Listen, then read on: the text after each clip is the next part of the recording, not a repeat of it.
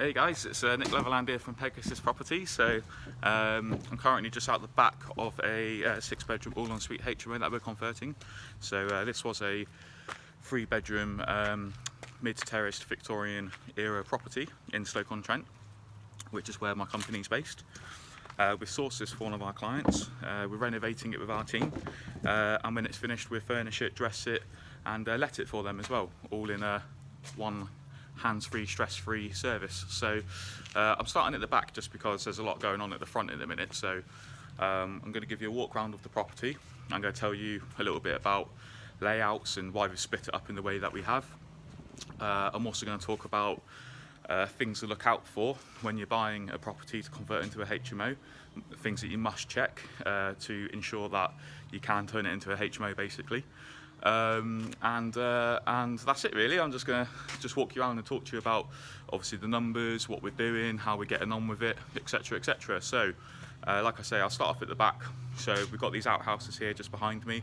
That there is the boiler room. So what we've done is we've put the boiler in its own little space here. So we're using a unvented cylinder tank system. Which is that big thing behind me. So it's a great big tank full of water, and we've got a combi boiler as well for the rads. So what's the difference between using an unvented cylinder tank system and using electric? Basically you could have electric showers throughout, or you could use this system instead.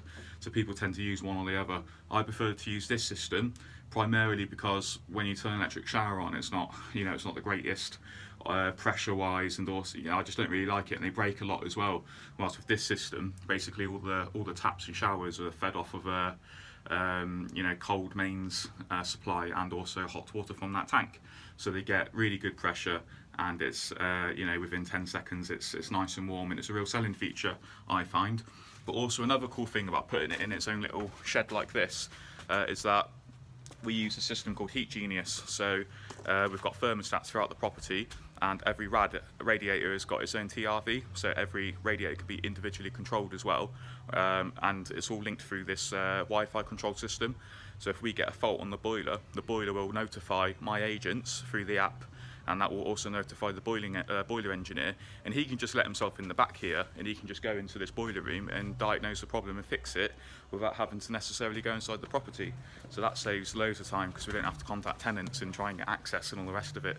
And then this is the little bit of a backyard here. So this property was £93,000 to purchase, and the renovation's costing around £85,000.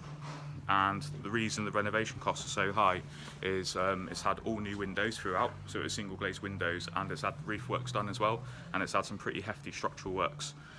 So just to show you something at the back here as well, if you can just see down there, we put a new manhole cover in, and also we've lowered the soil sack into the ground further, and I'll explain a little bit about why we do that in a minute. I'm just going to walk through the property and get to the front. I'm kind of going back to front here, but so this brand new composite door. So this would have been the downstairs bathroom originally, and where I'm stood now, there was a chimney breast. So I don't know if you can kind of just see in the floor there, that was a big chimney breast that went all the way up. So we've removed that to make this whole area open plan. So this is all open plan now. So that's something we like to do at Pegasus, is we try and make open plan spaces, just because it feels a bit nicer. But this will basically be your kitchen will be behind me, and it'll have a bit of an island coming off as well, like a breakfast bar, and then just here will be like a sofa, and then on that wall over there will be the TV. You can just see the TV point just there. So that's the TV on that wall, so it's going to be really cool in here. It's going to be a bit noisy now, so I'm going to try and just walk through to the front of the property. But yeah, utility space there.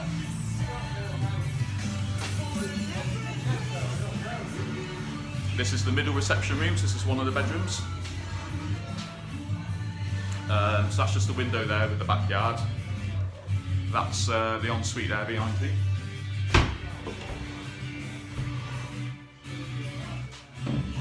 So that's the ensuite. I'll just stick the camera in so you can see it.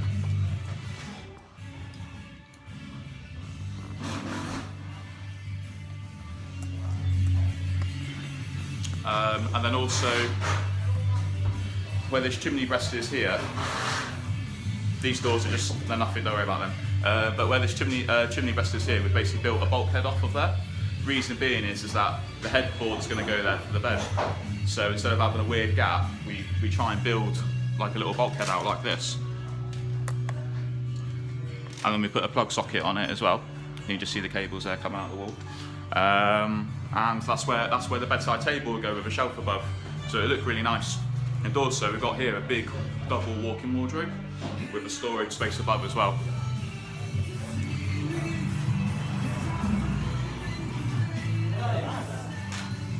There's quite a lot of guys in that room, so I'm just going to go out the front now. Yo. Just recording. So, right, so this is the front of the property. So as you can see, it is just a mid-terrace property basically. There's our Pegasus sign behind me.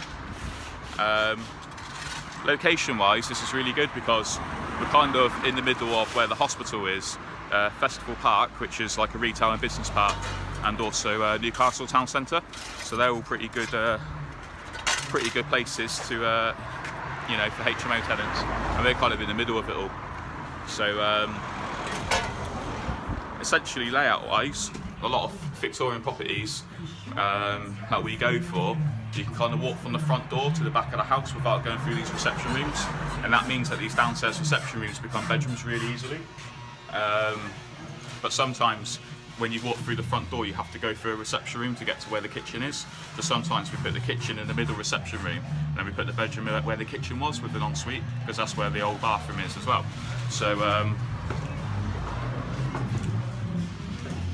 any chance I can jump in? Cheers, man. Thank you. This is basically the front reception room here. And that's the ensuite behind me. So I was going to talk about invert levels. So basically, if you're trying to run en-suites from a downstairs front room or an upstairs front room, you're trying to run en-suites out, normally the soil stacks to the back of the property. So you've got to try and get the drainage from the front of the house to the back of the house. So a couple of ways you can do that. If you're upstairs, you could drop the ceilings and then create a void space and run the pipes across, because it's got to have a natural fall on it, because it's using gravity to get rid of the waste, because we're not using pumps or macerator systems because they're shit, literally. So what we've done here is we've gone underground, so we basically ran the drainage under the floor across into the soil stack, but the soil stack has to have a fall on it from the soil stack to where the main drains are in the back alley. So we've got to have a fall from the front of the house to the soil stack. So if that fall there is greater than the fall from the soil stack to the drains, obviously waste can't go uphill like that, so we have to drop the soil stack further into the ground to create a natural fall all the way across. If that soil stack can't be dropped any further into the ground, you can't do en-suites on the ground floor. So that's really important if you're trying to do an all ensuite HMO and you can't do it because of drainage, you're knackered. So what you need to do is you need to get a drainage survey done, and you want to do that when you've secured the property. So you want to secure it, then you want to get a drainage survey done to determine the invert level. So that's top tip. So that's that ensuite there. Also, you're probably going to need to upgrade the mains water into the property for an unvented cylinder tank system. Or not even for that, just because you've got so many en-suites, you know, if you're using mixer taps and stuff like that, if you've got 6 bathrooms and that's all being run off a lead supply, it ain't going to work. So, I'll jump past again, please, Paul. Cheers, dude. Right, I'll go upstairs now.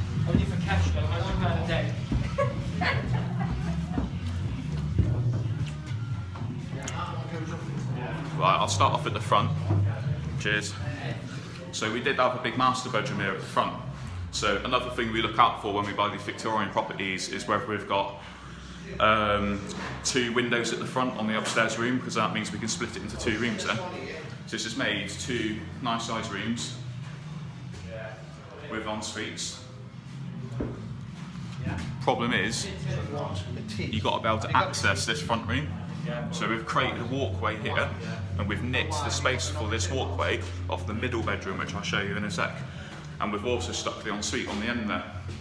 So basically we've made a walkway there, and the ensuite's on the end there. And that space has been taken off this back bedroom here, which we're going to go into in a second. So this has made another nice room.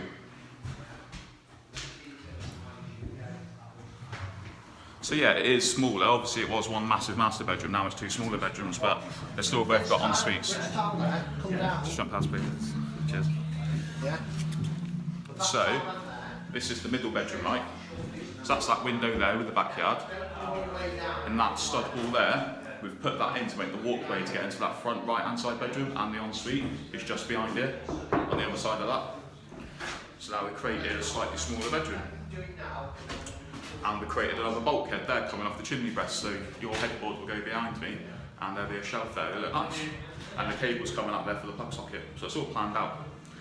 And then obviously we need an ensuite in here, so we've knocked a hole in the wall there, and that was the family bathroom in there, which you accessed from the landing.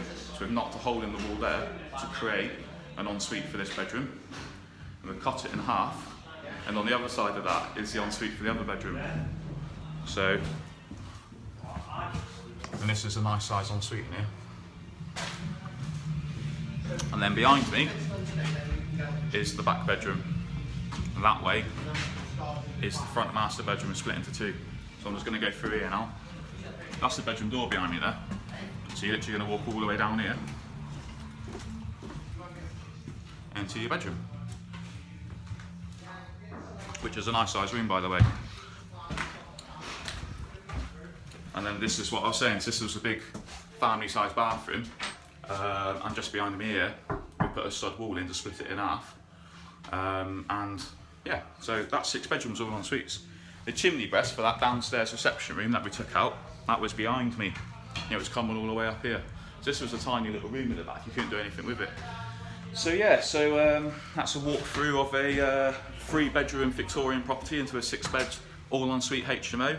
There was a couple things in there as well, takeaways for you. So you want to look at the layout. You know, we've done quite a lot of HMOs. We've done 33 projects in 2 years now. So, you know, we've been carving stuff up for the past 2 years, and we've been working out kind of best layouts. So we're kind of starting to really refine our layouts basically. And this is probably I don't know if it's like the pinnacle, but it's getting towards like perfection when it comes to layouts. We haven't wasted any space. Every bit of space is getting used everywhere. We've done minor structural works in order to achieve this layout. Of course, you could just knock all the walls out and just put stills in and just redo the layout how you feel like. So we're kind of working, you know, we're doing the best we can with what we've got essentially. This property's thrown up loads of problems like rotten floor joists that we've had to replace. The roof on the outhouses where the boiler space is, those all need replacing. So it's been a challenge. It's been a really fun project so far. I'd probably say we've got another 4 weeks left on it now, maybe 5. You know, if you're looking at doing multiple en-suites, you need to look at how you're going to supply hot water to those en-suites. You know, you could either do unvented cylinder tank systems, which is gas, or you could do electric systems. There is electric style systems which are similar to an unvented cylinder tank system. It's basically a cylinder but electric powered. Or you could do electric showers throughout. But if you do electric showers, you might need to upgrade from 1 phase to 3 phase, for example. Maybe not. But you need to check with the grid. If you're doing a HMO, you'll probably find that the gas meter and the electric meter are probably in one of the reception rooms. So those need moving to the cellar or outside or somewhere else basically, because it's not in a locked bedroom then. So that's another thing you need to take into account. You also need to take into account water supply. So if you've got lead coming in, you're probably going to need to upgrade to plastic. That could be a cost as well potentially, or it could add time onto the project. So you need to take that into consideration.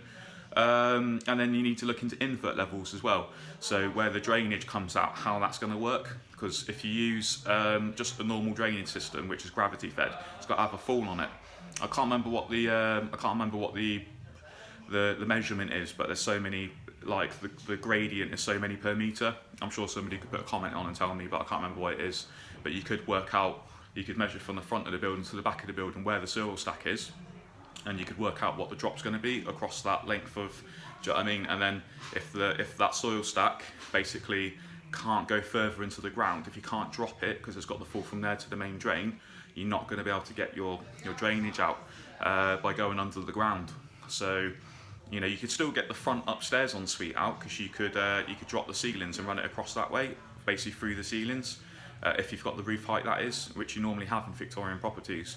But if you're trying to do a ground floor front ensuite, you know, it's going to be hard unless you're on the end of the terrace, in which case you might be able to go outside and externally across the wall, but it looks really bad. And you know, so yeah, that's all from me. Obviously, hope you enjoyed the video. Don't forget, we do workshops where we walk people around all our projects, and we basically explain all this to them in person. We tell them how we source properties, how we project manage them. It's quite HMO orientated, but we also do buy-to-lets, flips, commercial to residential conversions. We've got a pub which we're converting into 9 flats at the minute, and we've also got a nightclub that we're going to be converting into an 18-bedroom HMO with 4 apartments. So we've got some really cool projects that we can show you. So if you want to go on that, then check out our website, www.pegasuspg.com. Click on Elite Developers Workshop and you'll see what the ticket prices are and the next available dates. We've also got the Developers Refurb Manual, which is £3.99, and in there we basically talk about how we analyse deals, how we work out conversion costs without using a builder, and basically how we've got an edge over our competition, how we've been able to do 33 projects in 2 years, basically, how we systemised it, how we've scaled and leveraged it as well. And finally, I run a group called Unity, which is a property community for property developers, and we've got 45 members currently, and we meet up monthly. We have expert speakers come in and deliver us loads of content on different property strategies, people like accountants, solicitors, planners, all those things that you need when you're a property developer. Those guys come in. We've got a WhatsApp group, a Facebook group, and we do online webinars, and we do online masterminding as well. So it's really good. It's £50 for the first month. If you want to join that, it's unitycommunity.co.uk. So that's unitycommunity.co.uk, and you can join up there on PayPal. So yeah, thank you very much for watching. I hope this was useful. Take it easy and good luck out there investing. Bye.